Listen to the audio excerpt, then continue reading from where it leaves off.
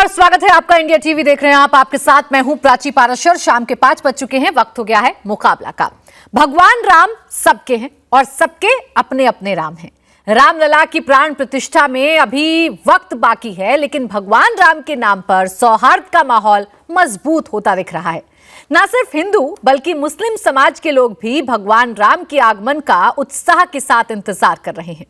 जिस मंदिर निर्माण को लेकर 500 सालों तक विवाद चला, आज वो विवाद भी भुलाया जा चुका है और पूरा हिंदुस्तान एक साथ खड़े होकर दुनिया को संदेश दे रहा है कि युग कोई भी हो, भगवान राम का जहां नाम आता है वहां हिंदुस्तान की सरजमी पर हर कोई समान भाव से उनके स्वागत में लग जाता है।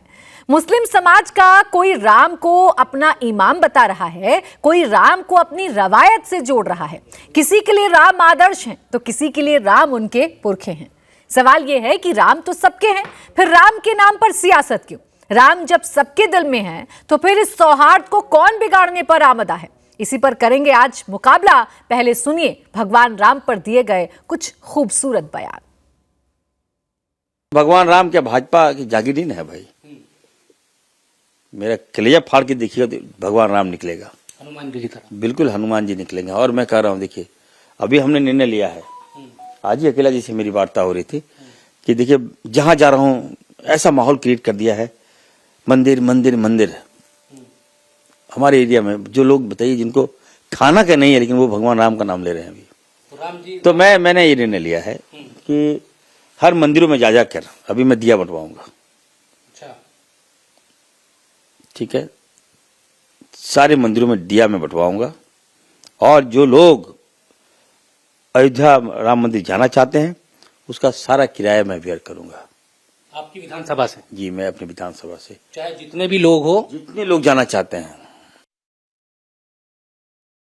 पूरी दुनिया के अंदर अगर मर्यादा की सीख किसी ने सिखाई है तो भगवान श्री राम ने सिखाई है। राजनीति ये कर रहे हैं, राजनीति भगवान के नाम पे राजनीति कर रहे हैं। मंदिर अभी पूर्ण नहीं हुआ है, कंप्लीट नहीं हुआ है। चुनाव को टारगेट करके उद्घाटन कर रहे हैं। उद्घाटन में पॉलिटिकल इन्फ्लुएंस बहुत ज्यादा है। धार्मिक कामों में पॉलिटिकल इन्फ्लुएंस नहीं होना चाहिए, ऐसा मेरा मानना है।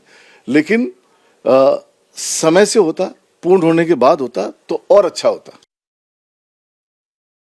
सुप्रीम कोर्ट के आदेश से भगवान राम का मंदिर बनाया जा रहा है और मुझे लगता है कि देश के लोगों की आस्था उससे जुड़ी हुई है। उसको जितना भव्य बनाया जाए उससे यानी देश की इज्जत भी बढ़ेगी, वक़ार भी बढ़ेगा। देखिए, एक बहुत बड़े शायर थे अल्लामा इकबाल, उन्होंने पूरी नज़्म 1920 में श्री राम जी पे लिखी और ये साबित किया कि श्री राम जी हिंदुस्तान के इमाम हैं। और ये बदकिस्मती है कि भारतीय जनता पार्टी ने श्री राम को बांटने की कोशिश की कि ये हमारे हैं, तुम्हारे नहीं है, उनके हैं, उनके नहीं है, इसके हैं, उसके हैं। श्री राम हमारी कदरों से जुड़े हुए हैं और हमारी रिवायतों से जुड़े हुए हैं और हम सभी उनका सम्मान करते हैं। इसी पर करेंगे चर्चा। हमारे साथ खास मेहमान इस वक्त जुड़ने जा रहे हैं। हमारे साथ हैं दानिश कुरैशी, AIMIM के प्रवक्ता, धर्मेंद्र यादव स्पोक्सपर्सन समाजवादी पार्टी, और हमारे साथ फयाज साहब भी हैं। उनके पास भी हम चलेंगे, लेकिन मैं शुरुआत आपके साथ करना चाह रही हूँ। दानिश कुरैशी जी, जो बयान मैंने आपको सुनाए अभी, वो बयान हिंदुस्तान की खूबसूरती, हिंदुस्तान की गंगा जमुनी तहजीब की पहचान है। ये बयान आप लोगों को रास क्यों नहीं आते? देखिए, दिक्कत क्या है कि मुझे तो ये लगता है कि ये जो पूरा कार्यक्रम था, यही देश को रास ना आया होता तो कोई परेशानी नहीं थी। जिन चीजों को लेकर बात हो रही है, आज जो बात कर रहे हैं, अच्छी बात है, कोई परेशानी किसी को नहीं है। लेकिन दिक्कत क्या है कि जब राजनीति उसमें हो रही है, मैं आपको बताऊं, 5 राज्यों के चुनाव जब हुए, 5 राज्यों के चुनाव के मुख्यमंत्रियों का जो फैसला नहीं आया, 10 दिन तक सारा मामला लटकता रहा भारतीय जनता पार्टी का, तब तक कोई शोर शबारा नहीं आया। और जिस दिन से वहां के मुख्यमंत्री नियुक्त हुए, मुख्यमंत्री के नियुक्ति के बाद से एक लम्हा बाकी नहीं है जब सुबह से लेकर शाम तक यही काम नहीं बच गया है मीडिया के चैनल्स पे। मैं ये कह रहा हूं कि पिछले 20-25 दिनों से पूरे देश में पूरे प्रदेशों में अब आपसे पूछकर तो टीवी चैनल्स का एजेंडा तय होगा नहीं। पूरे देश में राम की बात हो रही है तो राम की बात टीवी चैनल्स पर भी होगी और आपसे सवाल भी पूछे जाएंगे। आप करते रहिए आपत्ति। मैं तो आपसे सिर्फ ये कह रही हूं कि ये खूबसूरती आपको नजर नहीं आती जो बयान मुस्लिम समाज के लोगों की तरफ से आ रहे हैं। वो मुस्लिम भाई आपको नजर नहीं आते जो अयोध्या में पुष्प वर्षा कर रहे हैं। अरे हम तो देखिए, हम तो बहुत सारे बयान देख रहे हैं और आगे भी देखते रहेंगे, लेकिन मैं तो ये कह रहा हूं कि वो तो आपकी बात ठीक है कि भाई आपकी चैनल पे क्या करेंगी, लेकिन दिक्कत ये है कि आपकी एक जिम्मेदारी भी है जिसको मोरालिटी कहते हैं। नहीं, ये जिम्मेदारी आप समझिए, ये मोरालिटी का पाठ आप पढ़िए, अपने नेता को पढ़ाइए। ये मोरालिटी का पाठ आप पढ़िए, अपने नेता को पढ़ाइए। आपसे मुझे मोरालिटी का पाठ पढ़ने की जरूरत दानिश कुरैशी जी नहीं है। जब पूरा देश इस वक्त राममय हुआ है, जब पूरे देश को इस वक्त भगवान श्री राम के स्वागत का इंतजार है, आप कौन होते हैं दानिश कुरैशी जी कि आप इस समाज को बांटेंगे? आप कौन होते हैं दानिश कुरैशी जी, या आपको ये ठेका किसने दिया है कि आप इस समाज को बांटेंगे? मोरालिटी और पब्लिसिटी तो अलग अलग सब्जेक्ट हैं, वो जब तक आपको समझ में नहीं आएंगे नहीं आपको समझ में नहीं आते हैं, आपको समझ में नहीं आते हैं। आप पब्लिसिटी के चक्कर में अपनी मोरालिटी को लूज करते हैं दानिश कुरैशी जी। आप पब्लिसिटी के चक्कर में अपनी मोरालिटी को लूज करते हैं। जरूरत है ही नहीं। सुबह से लेकर शाम तक जो राजनीति जप रहे हैं उनको पब्लिसिटी की जरूरत है। हम तो मोरालिटी की बात कर रहे हैं। आप देश को तोड़ने वाले बयान देते हैं। और मोरालिटी सुनिए, मोरालिटी जो है लोगों के मजहब के लिए है, वो मजहबी लोग हैं, उनको बात करने में ज्यादा बेटर है। बेटर ये हो कि मोरालिटी के बजाय राजनीति हो। अब आप तय कर लीजिए, आपको मोरालिटी चाहिए, आपको राजनीति चाहिए। इसका मतलब मैं समझूं कि आप जितने बयान देते हैं वो राजनीति से ओतप्रोत होते हैं। आपको कोई मतलब नहीं है इस देश के मुसलमानों से। अरे धार्मिक लोगों का काम धर्म करना है, आपको कोई मतलब नहीं है। सर सुनिए ना, एक मिनट तय कर लेते हैं, एक मिनट रुकिए। दानिश कुरैशी जी तय कर लेते हैं, आपको राजनीति करनी है या धर्म की बात करनी है? अगर आपको राजनीति करनी है तो राजनीति करिए ना। फिर क्यों इस देश के मुसलमानों को ये बताने पर तुले कि आपकी मस्जिदें छिन जाएंगी? क्यों इस देश के मुसलमानों को ये बताने पर तुले हैं कि राम मंदिर बनना गलत है? अरे जो है वो आपके सामने है। हम अगर कुछ गलत बात कह रहे हैं तो बताइए, आपके गलत कह रहे हैं। आप बिल्कुल गलत कह रहे हैं आप। और सुनिए सुनिए, मुझे ये लगता है आप बिल्कुल गलत कह रहे हैं। ठीक है, आप अपना तर्क अपने पास रखिए। हमको लगता है कि सही है, हम बात करेंगे। आप अपनी सोच को अपने पास रखिए। आपको नहीं समझ में आ रहा है दानिश कुरैशी जी, आपको नहीं समझ में आ रहा है कि देश के मुसलमान हिंदुस्तान में रहने वाले मुसलमानों को जहरीली राजनीति की जरूरत नहीं है। आपको नहीं समझ में आ रहा है? सुनिए, देश के मुसलमानों को, दलितों को, आदिवासियों को क्या किस राजनीति की जरूरत है वो राजनीतिक पार्टियां बहुत मेरी बात तो आप मानेंगे नहीं। डॉक्टर फयाज अहमद आपको बताएंगे। मेरी बात तो आप मानेंगे नहीं, मेरी बात तो आप बिल्कुल नहीं समझेंगे, लेकिन डॉक्टर फयाज अहमद आपको बता देंगे। डॉक्टर फयाज अहमद जी, इस वक्त देश के मुसलमानों को क्या दानिश कुरैशी जैसी सोच के लोगों की जरूरत है? क्या देश के मुसलमानों को हिंदुस्तान को बांटने वाली राजनीति की जरूरत है राम के नाम पर? नहीं देखिए, बिल्कुल भी नहीं। जो मुस्लिम सांप्रदायिक लोग हैं वो धार्मिक पहचान के आधार पर सांप्रदायिकता का खेल खेलते हैं। मेरा स्पष्ट मानना है, देखिए मैं पसमानदा आंदोलन का कार्यकर्ता हूं और हमारा स्पष्ट मानना है कि मुस्लिम सांप्रदायिकता या हिंदू सांप्रदायिकता की इस देश में कोई आवश्यकता नहीं है। पहली चीज़ तो जो लोग भी इस तरह की बात कर रहे हैं, चाहे वो मुस्लिम समाज के हैं, जैसे आपने अभी नाम लिया, जिनका अगर वो इस तरह की बात कर रहे हैं, सांप्रदायिक बातें कर रहे हैं, तो इसका कंडेम होना चाहिए, इसकी भर्त्सना होनी चाहिए। अब रही बात जो है मंदिर मस्जिद की, तो इस पे सुप्रीम कोर्ट ने अपना एक वर्डिक्ट दिया है और उसको दोनों पक्षों ने मान के आगे बढ़ रहे हैं। मंदिर का भी निर्माण हो रहा है, मस्जिद का भी निर्माण हो रहा है। अब हमें इससे आगे बढ़ के एक जो है सद्भाव के माहौल में देश को आगे ले जाने की बात करनी चाहिए। किसी तरह की सांप्रदायिकता की बात नहीं करनी चाहिए और उसको पुरानी चीज़, जो एक चीज़ खत्म हो चुकी, एक समस्या का समाधान हो गया, अब हमें उससे आगे बढ़ना चाहिए। उसको नए सिरे से फिर उसको निकाल के ले आना ये अच्छी बात नहीं है। एक समस्या जब हल हो गई, सुप्रीम कोर्ट का वर्डिक्ट आ गया, दोनों पक्षों ने उसे मान लिया, तो फिर हमें आगे बढ़ना चाहिए उस पर। ठीक है, दानिश कुरैशी जी बहुत छोटा सा जवाब दीजिएगा। ये इतनी सी बात क्या आप लोगों को समझ में नहीं आती है? देखिए, बहुत अच्छी सी बात हमारी समझ में आती है। अब वर्डिक्ट की जो बात कर रहे हैं, बातें बहुत अच्छी कर रहे हैं फैज साहब, लेकिन मैं तो ये पूछ रहा हूं कि जिस सुप्रीम कोर्ट ने ये मान लिया कि मस्जिद ढाई गैर कानूनी तरीके से गई, तो उनके खिलाफ कुछ मामला नहीं बना, ना ही सुप्रीम कोर्ट की सरकार की तरफ से कोई अपील दायर हुई। ये सारी चीजें आपके सामने है। मतलब एक चीज तो चलिए आप दानिश एक कुरैशी जी, धार्मिक मैं स्थान के आपसे ये फैसले की जानना बात चाह करेंगे रही तो वो तो हूँ, ठीक जो है, बात देश लेकिन के उसके बाकी बाद मुसलमानों को समझ में आती है, वो इंसाफ बात तो होना दानिश चाहिए ना। कुरैशी और हम तो उनकी इंसाफ पार्टी की को बात समझ कर में क्यों नहीं आती? आप ये तय करेंगे देखिए, कि हम तो कौन इंसाफ सच्चा की बात मुसलमान कर रहे है हैं और और हम कौन इंसाफ की बात कौन करेंगे। सच्चा मुसलमान नहीं है, ये आप तय करेंगे? नहीं, बिल्कुल सही बात है। मैं अपने लिए खुद तय करूंगा और फयाज साहब अपने लिए खुद तय करेंगे। आप वो तय कर ले और अवाम तय कर ले, वो खुद चले जाएं भी अवाम के बीच में जाके, हमारा जो रोल है वो भी देख ले और उनका जो रोल है वो भी देख ले। अवाम तो क्या समझ कर में आ रही है, जाएगा वो मेरे लोगों की सामने पहले भी है तय और कर पूरे लिया देश था के कि सामने। हम सांप्रदायिकता, मुस्लिम लीग की मानसिकता और मुस्लिम विमर्श के खिलाफ है। हमारे बुजुर्गों ने ये तय कर लिया था और आज भी हम उसी तय पे हैं। अरे सुनिए कि हम मेरी इस बात। देश में सभी सुनिए, धर्मों के सुनिए। साथ समभाव के रूप सुनिए। में रहेंगे। इसीलिए देखिए, हमने मुस्लिम विमर्श के नाम पे, मुस्लिम नाम पे देश का मुखालफत किया था हमारे बुजुर्गों ने।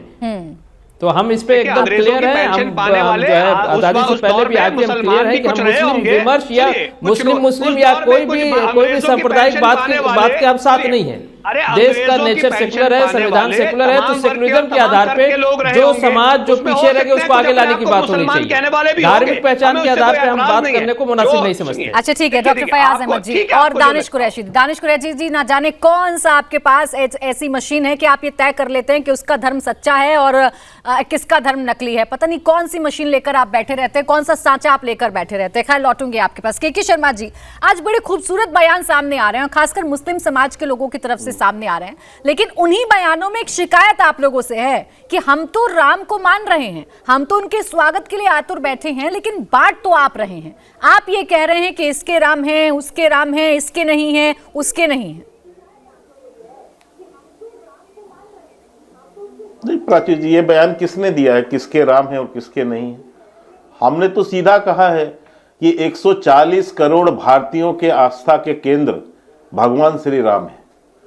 और यही नहीं, आस्था के नहीं, आदर्श भी जो है वो भगवान श्री राम है। प्रश्न ये है कि इन्हें बांट वो लोग रहे हैं जो लोग सनातन धर्म को या भगवान राम के प्रति जो है अपशब्द बोल रहे हैं।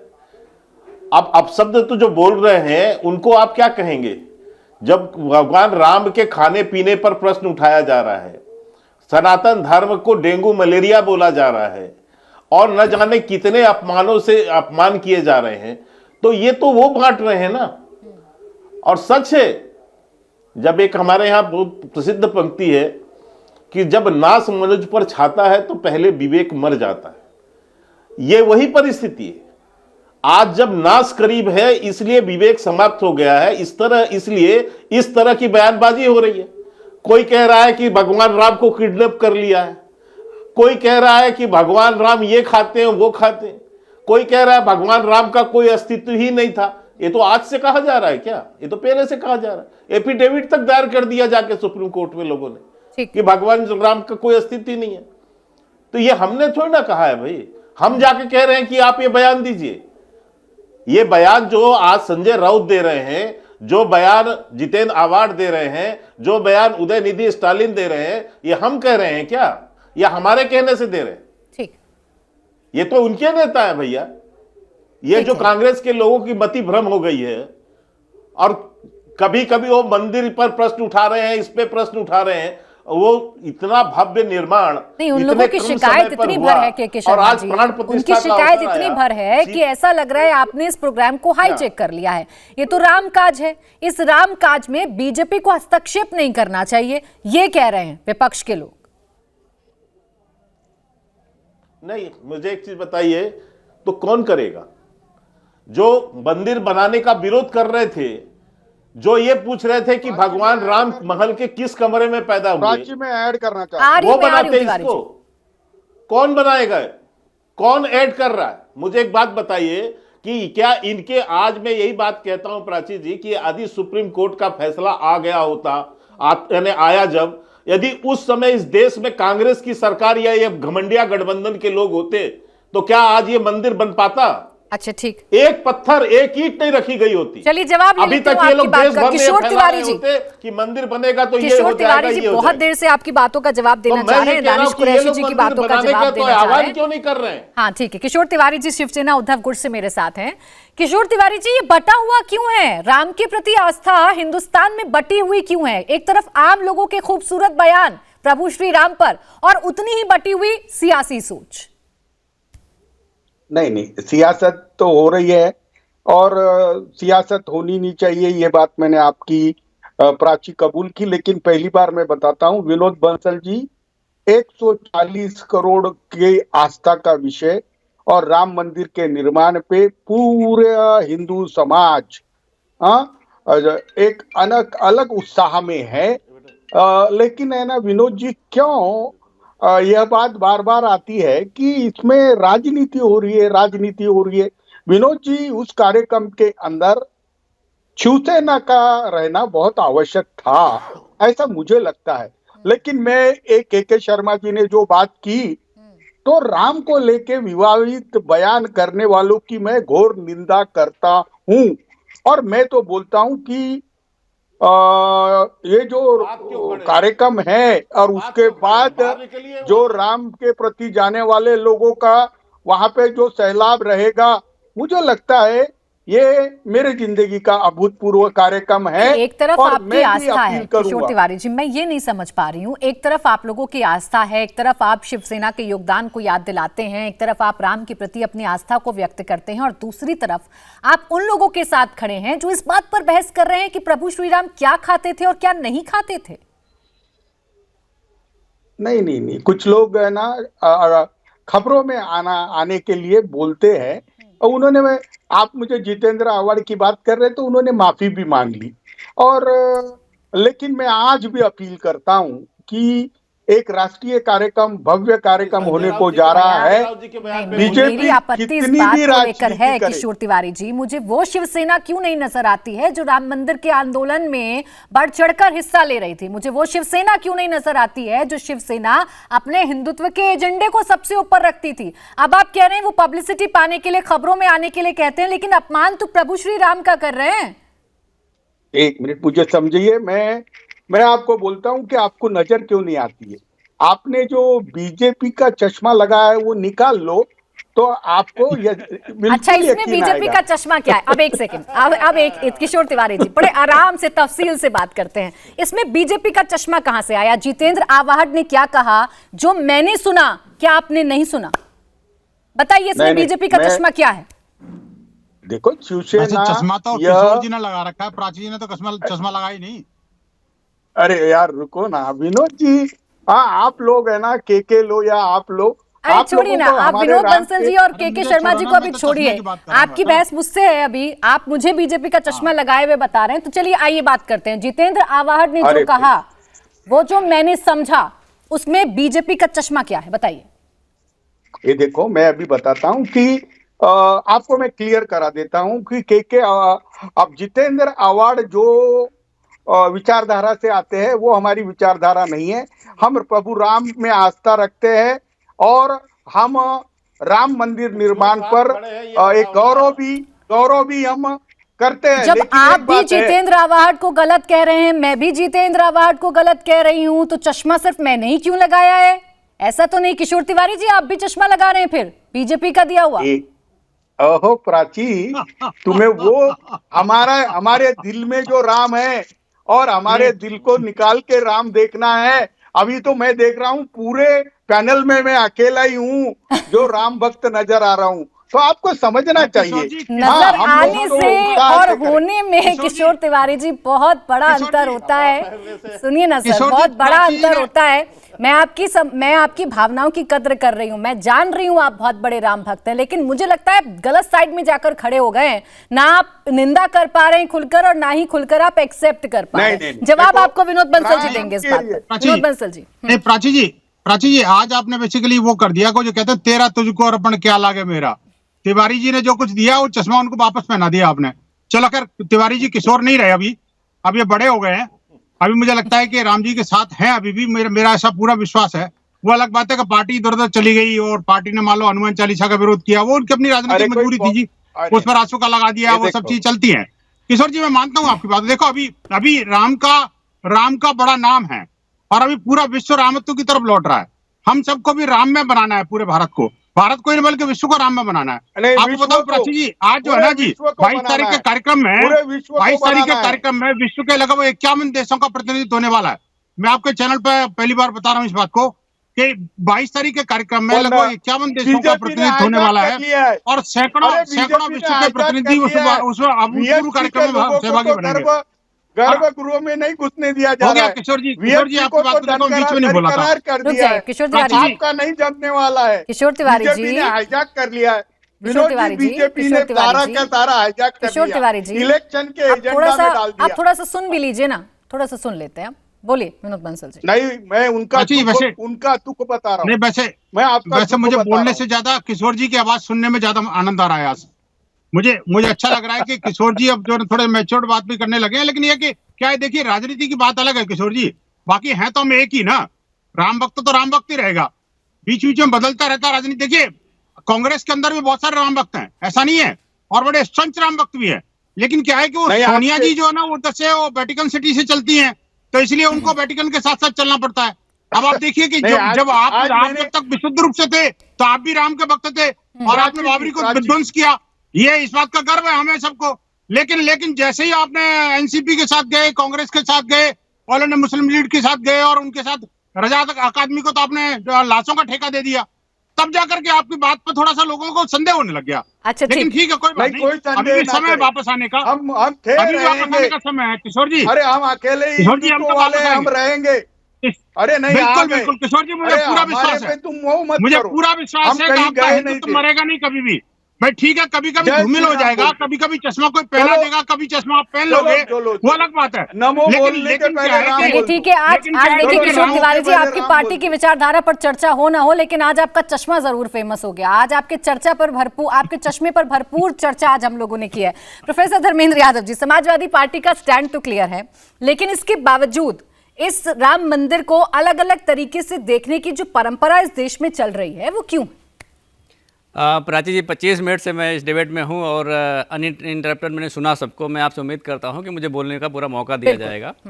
आपने जो कार्यक्रम की शुरुआत बयानों से कराई है वो सारे बयान स्वागत योग्य हैं। मेरा बस एक छोटा सा सुझाव ये था कि जगत गुरु शंकराचार्य जी का एक बयान और चल रहा है, इस देश में भी चल रहा है, पूरी दुनिया भी देख रही है उसको, भारतीय जनता पार्टी के लोग भी देख रहे हैं। अगर वो बयान शामिल होता, क्योंकि हम विपक्ष में हैं तो हम वो पक्ष ला के रखना चाहते हैं जो पक्ष अछूता रह गया हो, जो दिखाई नहीं दे रहा हो लोगों को। जगत गुरु शंकराचार्य जी से बड़ा सनातनी मेरे ख्याल से के शर्मा जी भी नहीं होंगे और इस देश के प्रधानमंत्री माननीय मोदी जी भी नहीं होंगे, तो उनकी बात को भी सीरियसली लेना चाहिए। यही जो मर्यादा पुरुषोत्तम भगवान के जो आदर्श हैं उस आदर्श को स्थापित करने का पैमाना है। अगर हम उस पैमाने को छोड़कर बात करेंगे तो मुझे लगता है कहीं ना कहीं सनातन से बेईमानी होगी और भारतीय जनता पार्टी इसमें माहिर है। उनका जो आरोप है वो ये है कि भारतीय जनता पार्टी धर्म की ढाल में अपनी नाकामियों को छुपाने का प्रयास करती है और लगातार करती जा रही है। आप मुझे बता दीजिए कि अगर सनातन के जगत गुरु को वहां नहीं बुलाया जाएगा, उनको इनविटेशन देके और उनको प्रॉपर इज्जत नहीं मिलेगी, सम्मान नहीं मिलेगा, रिस्पेक्ट नहीं मिलेगा, तो मुझे लगता है कि मर्यादा पुरुषोत्तम भगवान राम इस बात से आहत होंगे और ये भारतीय जनता पार्टी को समझ लेना चाहिए। अब भारतीय जनता पार्टी को ये भी बताना, जिस तरह से उन्होंने बताया है कि भारतीय जनता पार्टी किस तरह से राम का नाम इस्तेमाल करके अपनी नाकामी को छुपा रही है, उसके बहुत सारे उदाहरण हैं। मुझे लगता है समय कम पड़ जाएगा अगर बात करूं, लेकिन मैं एक बात काशी की कर लेता हूं। काशी के जो दरिंदे थे वो तीनों भारतीय जनता पार्टी की आमंत्रण सूची में हैं। तो के शर्मा जी ये बताएं कि अगर ऐसे लोग भी अयोध्या में 22 तारीख को आ रहे हैं तो क्यों आ रहे हैं? और अयोध्या में प्राची जी, अयोध्या में जिन लोगों ने जमीन का घोटाला किया, चंदा चोरी किया, और वो भी लोग 22 तारीख को इस सूची में शामिल है। समस्या की शामिल है, ये भी समस्याओं पर क्या जवाब है बीजेपी का वो मैं जान लूंगी। बस आपने उस बात पर जवाब नहीं दिया जो आपके इंडिया अलायंस के नेता बोल रहे हैं, जो राम को अपने अलग अलग दृष्टि से देख रहे हैं, किसी को राम मंदिर बनने से आपत्ति है, उस बात का जवाब आगे आपसे लूंगी मैं। धर्मेंद्र जी, एक छोटा सा ब्रेक ले रही हूँ, ब्रेक से फौरन वापस लौटेंगे, आप देखते रहिए मुकाबला।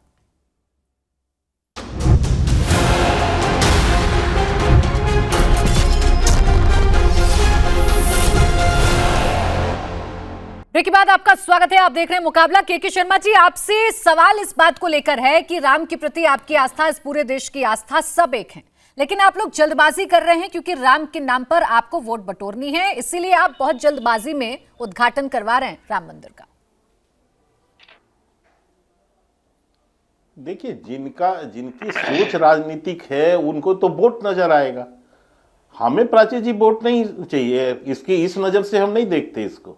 वोट तो हमें हमारे माननीय प्रधानमंत्री जी की लोकप्रियता, उनके लोकप्रिय जो कार्यक्रम है, डेवलपमेंट के, विकास के काम है, उसके बल पर मिलेगा और उस पर ही हमको मिलना है। दूसरी बात, क्योंकि हम भगवान राम का आराध्य, वो हमारे आराध्य हैं, हम सच्ची श्रद्धा और भक्ति रखते हैं, तो उनका आशीर्वाद भी हमको मिलेगा निश्चित तौर से। लेकिन जो निहत्थे राम भक्तों के हत्यारे हैं, वो अपेक्षा करें तो उनको कहां से मिलने वाला है?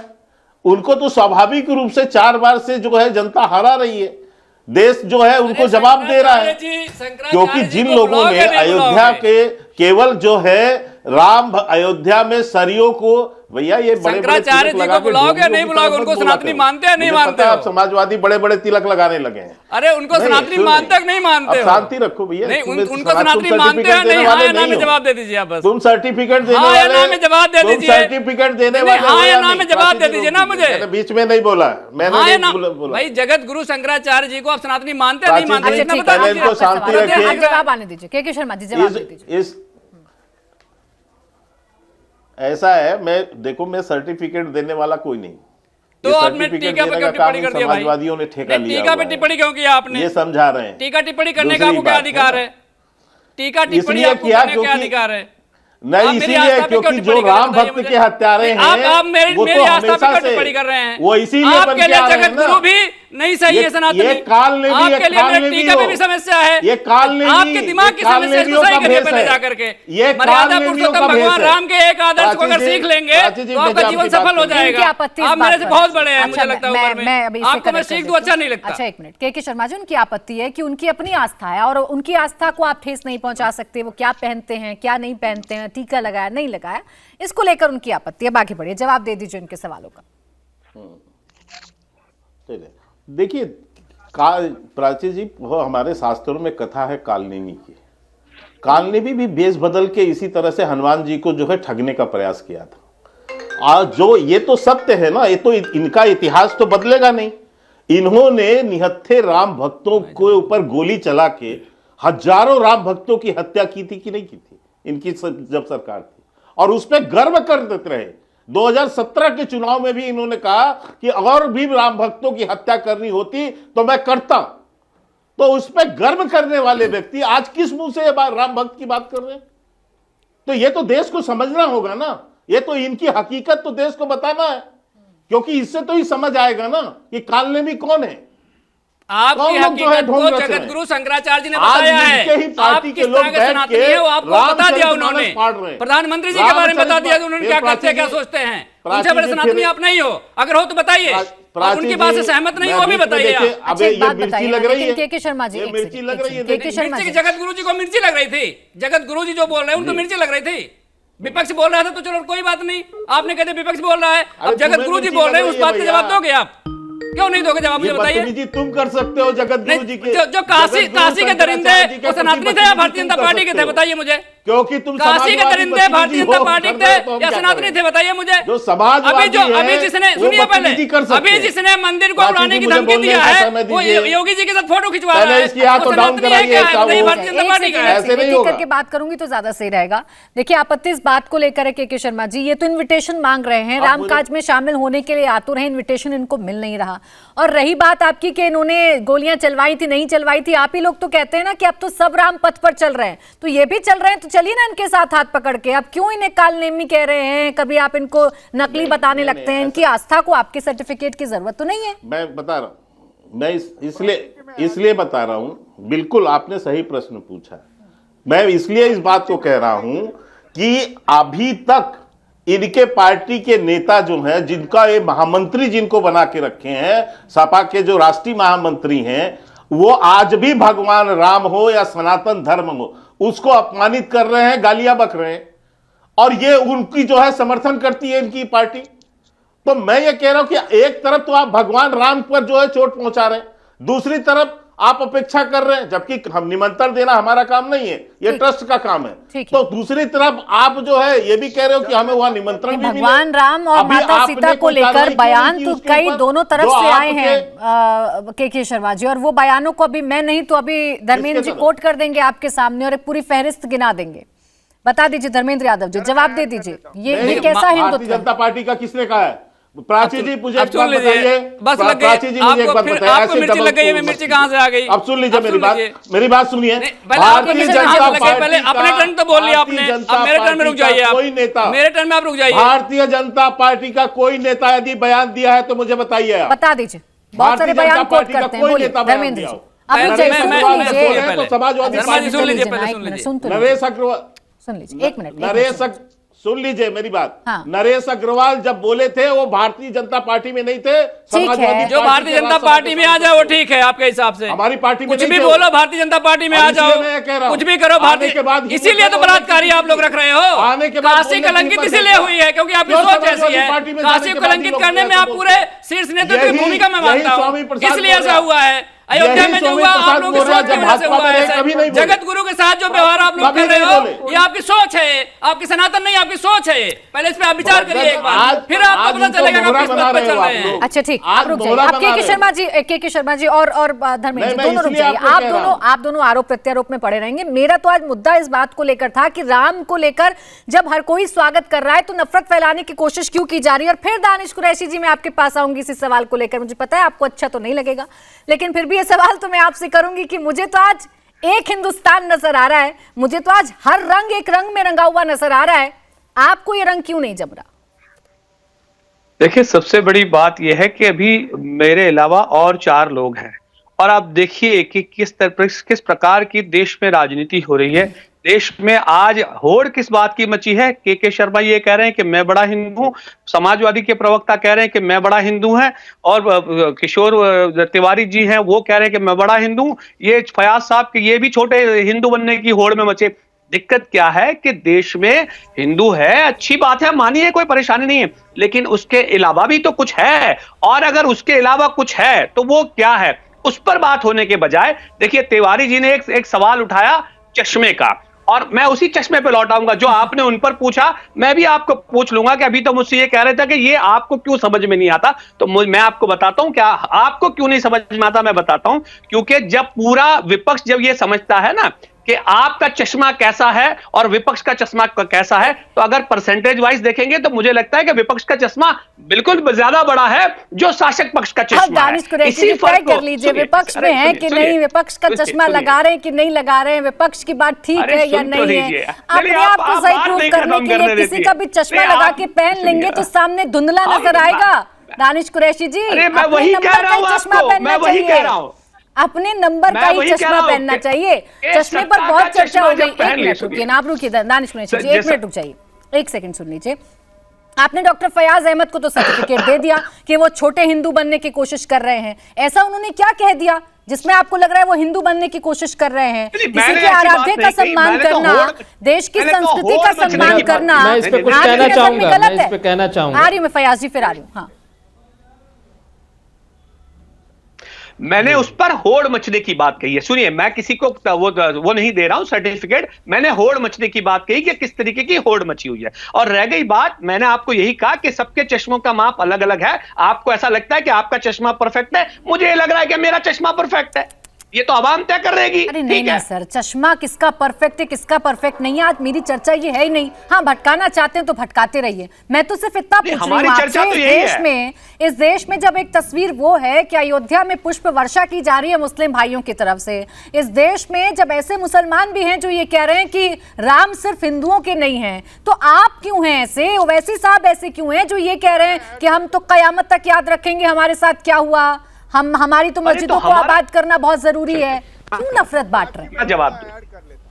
मैं जवाब दूं आपको। देखिए, मुझे ये बताइए कि जिन लोगों ने ये स्टेटमेंट दिया, हम तो उनकी मुखालिफत तो नहीं कर रहे हैं, उनके पास अपनी सोच है, अपना हक है, मेरे पास अपनी सोच है, अपना हक है। मतलब आप किसी और का वो मुझ पर थोपने की कोशिश करेंगे? मैं सोच सकता हूं या नहीं सोच सकता हूं, ये बता दीजिए आप। नहीं, ये आपकी सोच है ना कि आप पर सोच थोपने की कोशिश हाँ, की जा रही है। तो, मैं सिर्फ आपसे कह रही हूं कि जिस देश में गंगा जमुनी तहजीब है, जिस देश में हिंदुस्तान में एक रंग में डूबा हुआ हर एक व्यक्ति नजर आ रहा है, उसे क्यों अलग अलग करने पर तुले हुए हैं? ऐसे क्यों तस्वीर पेश कर रहे हैं जो है ही नहीं इस देश में? हम तो, अरे क्या बात कर रही हैं आप, क्या बात कर रही हैं आप? देखिए ये सुनहरी मस्जिद आपके सामने है, ये देख लीजिए। बाकी की जो मस्जिदों के मामले कोर्ट में ये कौन चला रहा है? ये सारे वही लोग हैं जो एक ही लाइन के, एक ही सेमी पॉलिटिकल लाइन से काम कर रहे हैं। ये आपको दिखाई नहीं पड़ता क्या? आप प्रभु श्री राम से आप मस्जिदों पर शिफ्ट हो जाइए। अब डॉक्टर फयाज अहमद जी, आप अगर बात करेंगे रामलला की, तो आप भी हिंदू बनने की होड़ में शामिल हो गए? जी देखिए, मैं बताऊं, ये जो मैं हमेशा कहता हूं कि जो MIM है वो मुस्लिम लीग पार्ट 2 है, और वैसी जो है ये जिन्ना पार्ट 2 है। और ये आदमी जो बैठा हुआ है, इतनी घटिया बदतमीज़ी से इसने मेरे ऊपर जो आरोप लगाया, वो मानसिकता बता रहा है कि इस व्यक्ति के दिमाग में कितनी गंदगी भरी हुई है हिंदू मुसलमान को लेके। तो मैं इस तरह के लोगों से बात करना नहीं चाहता। मैं छोटा हिंदू बनूं कि बड़ा हिंदू बनूं, ये मेरा व्यक्तिगत मामला है। मैं अगर हिंदू बनना चाहता हूं तो इनसे पूछ के थोड़ी बनूंगा। मैंने अपनी एक बात रखी, और हमारी बात संविधान के दायरे में थी। मैंने कहा कि इससे आगे बढ़ने की बात हुई तो इनको मैं हिंदू दिखाई दे रहा हूँ, मतलब अगर मैं इनकी हाँ में हाँ मिलाऊं तो सबसे अच्छा मुसलमान हो जाऊं।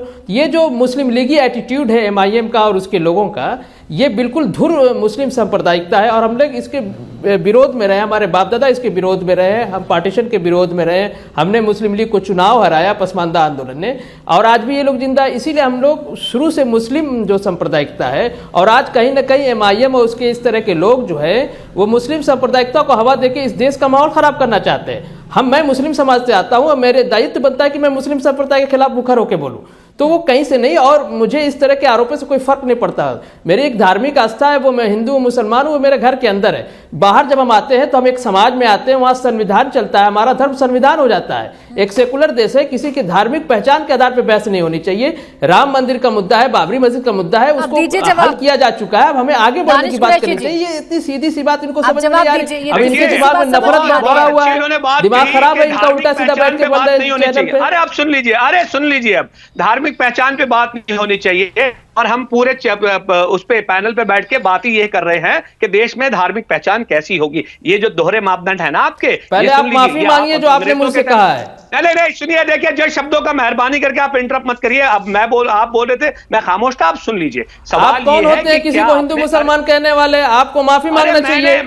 मैंने होड़ मचा है उस पे बात कही है, मैंने आपको व्यक्तिगत तौर पे नहीं कहा। आप पूरा उसको सुनिए ध्यान से, जो मैंने कहा। नहीं, आपने बदतमीजी किया है, और एक चैनल पे बैठ के आप इस तरह से बोल रहे हैं, इस तरह से जजमेंटल हो रहे हैं कि कौन छोटा हिंदू है, कौन। तुम बताओगे कि मैं हिंदू की मुसलमान हूँ? माफी मांगो तुम मुझसे। आप कुछ भी बोलेंगे तो ठीक है। और दूसरे पैनलिस्ट जब उनके धर्मगुरु के बारे में, मैंने बिल्कुल सही बात की, आप हमारी देख लीजिए। आप माफी मांगिए पहले। आपने क्यों कहा हमारी धार्मिक आस्था पे क्यों प्रश्न किया? क्यों नहीं बोला?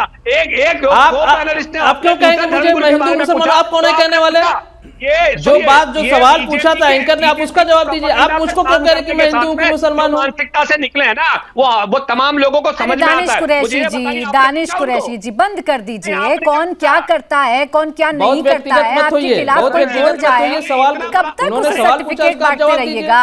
रामकाज में जब सब एक साथ मिलकर चल रहे हैं, अच्छा लगता आप भी योगदान दे देते, अच्छा लगता आप भी योगदान दे देते। खैर नहीं दे रहे हैं तो भी कोई फर्क नहीं पड़ रहा है। किशोर तिवारी जी जवाब देना चाह रहे हैं। किशोर तिवारी जी, आप रुक जाइए। दानिश बोलिए। दानिश जी, एक मिनट, मैं ना थोड़ा सीरियस मूड में बोलता हूं कि धर्मेंद्र यादव जी ने जो सवाल उठाए थे कि बीजेपी अपनी विफलताओं को इसमें पूरा का पूरा क्रेडिट ले जाके छुपाना चाहती, उन्होंने दूसरा बोला कि बीजेपी पूरे कार्यक्रम को हथियाना चाहती है, यह आरोप शंकराचार्य जी ने लगाया है। हाँ, के शर्मा जी, आप उद्धव ठाकरे जी को नहीं बुलाते, जबकि गर्भगृह के अंदर प्राण प्रतिष्ठा का अधिकार ना तो मोदी जी का है ना तो योगी जी का है। अगर वो है, क्योंकि सुब्रमण्यम स्वामी बोलते हैं कि मोदी जी तो उसके लिए पात्र नहीं है, तो आप राजनीति कर रहे हैं। लेकिन डॉक्टर फयाज अहमद और आपने हमारे एसपी के कुछ 2 लोगों का जो बयान बताया और एक कांग्रेस के नेता का बनाया, मुझे अच्छा लगा, क्योंकि दानिश जी, मैं आपका बहुत आदर करता हूं।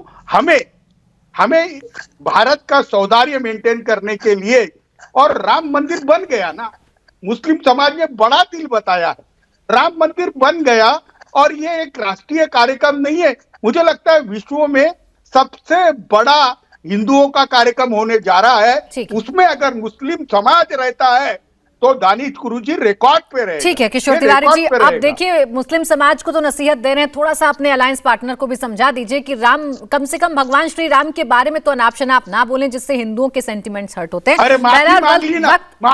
वक्त बस यहीं तक था, बहुत शुक्रिया आप सभी का हमारे साथ इस चर्चा में जुड़ने के लिए।